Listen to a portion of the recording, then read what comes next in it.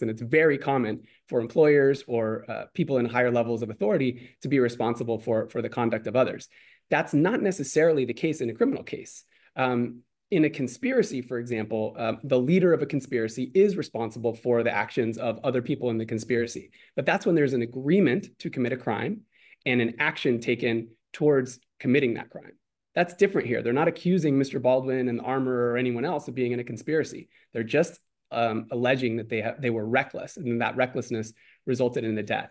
So by civil law standards, it is common for someone like Mr. Baldwin to be held responsible for what happened, but it is relatively unusual in the criminal context.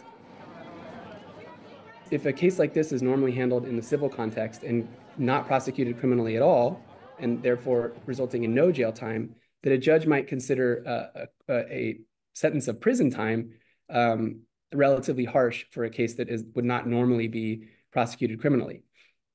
But now that we're aware that the armorer was sentenced to the maximum, I think that there is a higher likelihood that Mr. Baldwin, if convicted, is sentenced to some period of time in prison.